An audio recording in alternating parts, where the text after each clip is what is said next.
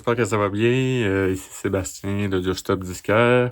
Aujourd'hui, ici au Québec, il y a une petite tempête de neige, donc c'est assez tranquille en boutique. Je vais en profiter pour vous faire une petite vidéo.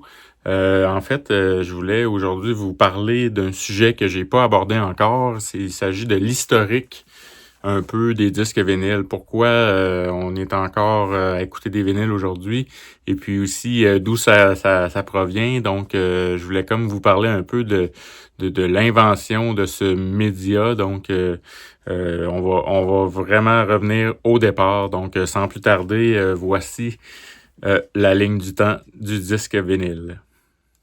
Donc, on débute notre histoire autour de 1877. En 1877, c'est là que tout a commencé officiellement quand que M. Thomas Edison a inventé le phonographe. Donc, le phonographe, c'est un appareil qui fonctionnait avec des cylindres de cire. Donc, c'est là-dessus qu'on gravait, en fait, les sillons. Ces cylindres-là permettaient de lire la musique et c'était une belle révolution à l'époque. Par contre, les cylindres de cire avaient le désavantage d'être assez fragiles. Donc, c'était quand même très révolutionnaire parce que c'est la première fois qu'on pouvait mettre un son sur un support physique. Donc, ça a été vraiment inventé par Thomas Edison. Et puis, par la suite, l'évolution se poursuit en 1887. Il y a M. Émile Berliner qui a inventé, lui, le gramophone. Donc, le gramophone était un peu l'ancêtre du tourne-disque, si on veut, c'était assez innovant parce que ça utilisait des disques au lieu d'être un cylindre. C'était vraiment à plat. C'était des disques faits en gomme laque. Donc, c'était un matériau qui était courant à l'époque. Je ne sais pas exactement c'était quoi la composition de ce matériau-là, mais c'était un matériau qui pouvait être produit en masse. Donc, c'est comme ça que ça a débuté un peu. Et puis, c'est vraiment des 78 tours qu'il y avait à l'époque sur les gramophones. On était capable de mettre 3 minutes de chansons sur chaque côté. Donc, c'était très peu. C'était un peu presque des singles, si on veut.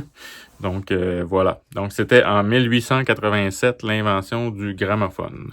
Période assez importante. Par la suite, on va faire un bond jusqu'aux années 40. C'est donc dans les années 40 qu'a eu lieu, à proprement parler, un peu l'invention du vinyle tel qu'on le connaît aujourd'hui. Donc, pourquoi? Parce que les disques à l'époque étaient produits toujours en gomme laque, mais durant la Seconde Guerre mondiale, ça a été un matériau qui était très rare. Donc, on a dû trouver une alternative à ce matériau-là. Et c'est là que les ingénieurs ont découvert le PVC, en fait, le disque vinyle qui était un matériau moins coûteux et plus léger et durable.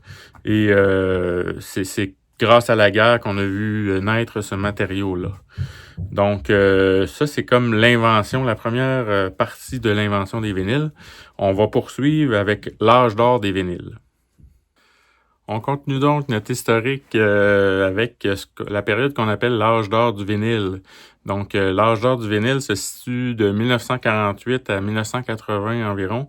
Ce qui s'est passé, surtout en 48, c'est que la maison Columbia Records a mis sur le marché le 33 tours, donc le fameux LP ou long play, comme on l'appelait à l'époque. Ce qui est de très révolutionnaire, c'est sa durée. En fait, on peut mettre jusqu'à 30 minutes de chansons sur chaque côté. On est passé vraiment de 3 minutes par côté à 30 minutes. Donc, c'est vraiment une très, très grosse évolution. Ça devient rapidement le format idéal pour des albums complets. Donc, par la suite, en 1949, la RCA Records vont introduire le format 45 tours, qui, lui, va devenir la norme pour les singles. Donc, c'est vraiment deux avancées assez intéressantes. Donc, par la suite aussi, ce qui va arriver, c'est que dans les années 50, on assiste à la naissance du rock and roll. Donc, c'est là que toutes les vinyles vont venir vraiment aider les artistes de l'époque, notamment les 45 tours vont devenir très, très populaires. Donc, on parle d'artistes comme Elvis Presley, vraiment hyper populaire. Donc, beaucoup de vinyles vont être pressés d'Elvis. On peut parler aussi de Bill Haley, par exemple. Donc, toutes des légendes des années 50 qui ont fait vibrer la jeunesse de cette période-là. Les jeunes deviennent beaucoup consommateurs de musique à cette époque. Et le vinyle, le support physique, permet vraiment l'évolution du rock and roll. Donc, par la suite, on va assister dans les années 60-70, les vinyles vont devenir à leur apogée avec la plupart des albums légendaires là, des Beatles, par exemple, ou Pink Floyd. En fait, les pochettes vont vraiment devenir des œuvres d'art, donc ça va devenir des parties à part entière du vinyle.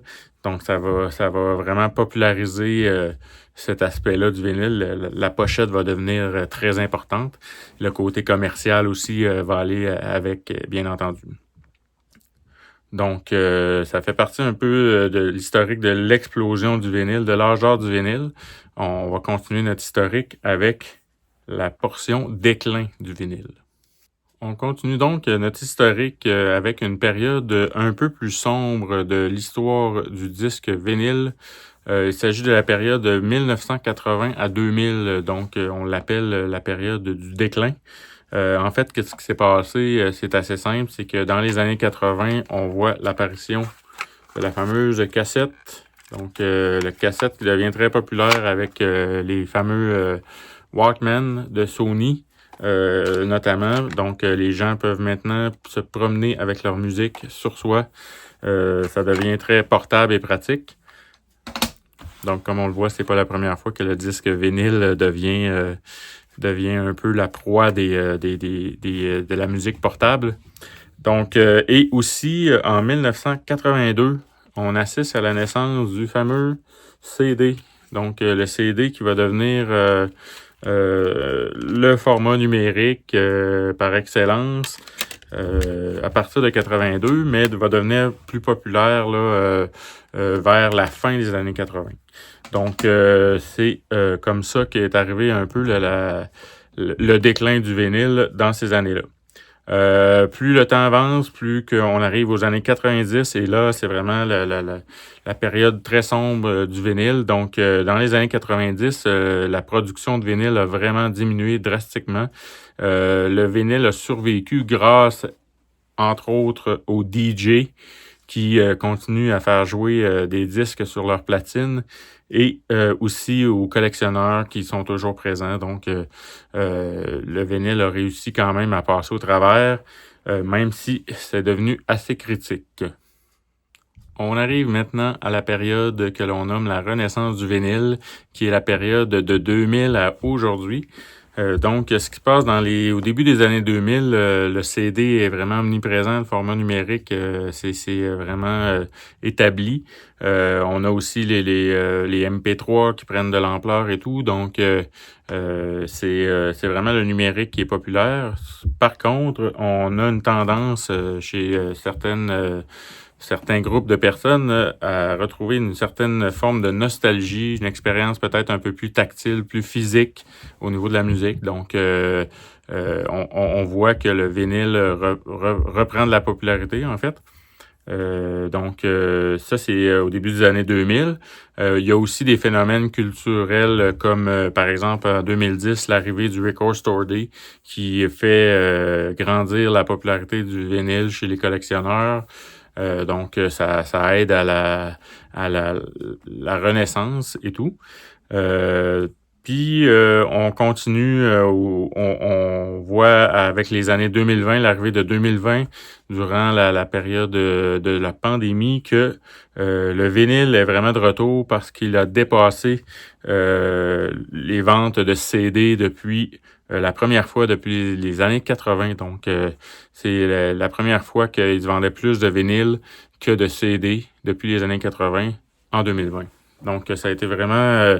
c'est à partir de là qu'on a vraiment reconnu un très, très grand gain de popularité au niveau du vinyle. Il y a aussi des plateformes de médias sociaux comme TikTok, par exemple, qui influencent beaucoup les jeunes. Il y a beaucoup de chaînes YouTube de la communauté vinyle, etc. Donc, ça aide beaucoup les jeunes d'aujourd'hui à s'intéresser à ce média-là.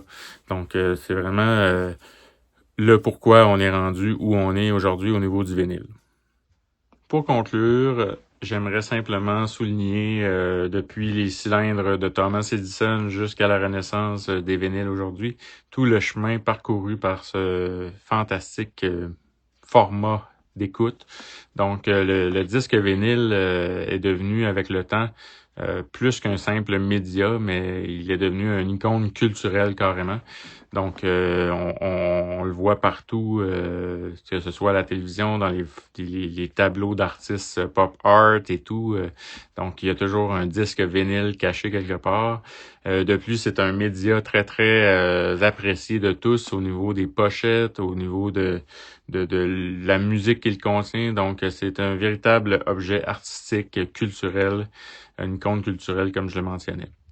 Donc, j'espère que vous avez apprécié ce bref historique du disque vinyle.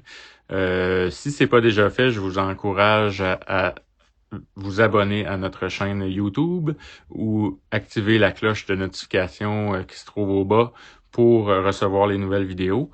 Et aussi, vous pouvez nous suivre sur Facebook, Instagram, au Audiostop Disquaire.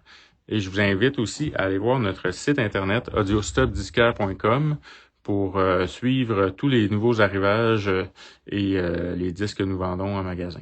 Donc, d'ici là, je vous souhaite une excellente fin de journée, bonne écoute et on se retrouve pour une prochaine vidéo.